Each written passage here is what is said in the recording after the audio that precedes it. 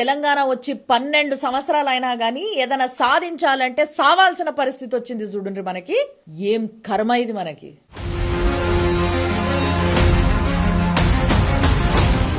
స్వాతంత్రం రాకముందు నిజాంల రజాకార్ల కొరడా దెబ్బలు, స్వాతంత్రం వచ్చిన తర్వాత పోలీసుల లాఠీ దెబ్బలు. తెలంగాణలో సామాన్యుడికి దక్కేది ఎప్పుడు ఇదే. ఆర్టీసీ నుంచి పిండుకోవాలి, కానీ ఆర్టీసీ కార్మికుల కడుపులో ఎండబెట్టాలి. ఆర్టీసీల త్యాగాల మీద, పోరాటాల మీద తెలంగాణ తెచ్చుకోవాలి.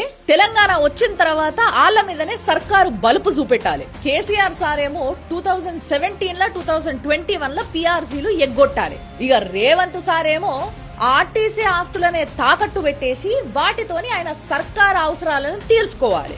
మీదికెళ్లి తన సర్కార్లకి రావడానికి ఆడోళ్ళకి ఫ్రీ బస్ అనే బండని ఆర్టీసీ మీద ఎత్తేయాలి. తర్వాతనేమో వీళ్ళతో అయితలేదు అని చెప్పేసి కార్గోని అవుట్ సోర్సింగ్ ఇచ్చేయాలి. తర్వాత సంధి చూసుకొని వీలైనప్పుడు ప్రైవేటైజేషన్ చేసేసేయాలి. రిటైర్ అయిన తర్వాత 8 ఏళ్ళు అవుతున్నా కూడా అసలు ఎటువంటి బెనిఫిట్స్ దక్కనోళ్ళు ఎంతో మంది ఉన్నారు. ఇల్లు కట్టుకోవాలనుకున్నోళ్ళు కట్టుకోలేదు, సగం కట్టినోళ్ళు ఆడనే ఉన్నారు ముందుకు పోకుండా. ఆడపిల్లల పెళ్లిళ్ళు చేయలేకపోయినరు, పిల్లల్ని పై చదువులు చదువుపియలేకపోయినరు. అప్పుల మీద అప్పులు, అప్పులకు వడ్డీలు, వడ్డీల మీద చక్ర వడ్డీలు, ఇట్లా కడతానే ఉన్నారు. సర్కారులు సంవత్సరాలు లేట్ చేస్తున్నారు, కానీ ఒక్క పైసా అన్న వడ్డీ కట్టిస్తారా వీళ్ళకి? ఒక కండక్టర్ అన్న 16 గంటలు డ్యూటీ చేస్తాడు రోజుకి. డ్రైవర్ అన్న కూడా అంతే 16 గంటలు డ్యూటీ చేస్తాడు. ఇంతకు ముందు ఈ బస్సుల ఆక్యుపెన్సీ 60% ఉండేది. ఎప్పుడో ఒకప్పుడు అంతో ఎంతో టైం దొరికేది, సీటు దొరికేది, ఆ కండక్టర్ అన్న కూర్చోనికి జాగుండేది. ఇప్పుడు ఆ ఫ్రీ బస్సు పుణ్యమా అని 120 నుంచి 150కి పెరిగిపోయింది ఆక్యుపెన్సీ.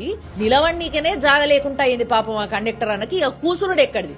ఎప్పుడు హెవీ లోడ్ తోనే బస్సులు నడుపుకుంటా ఆ డ్రైవర్ అన్నకు నడుములు గుంజ, కాళ్ళు గుంజ.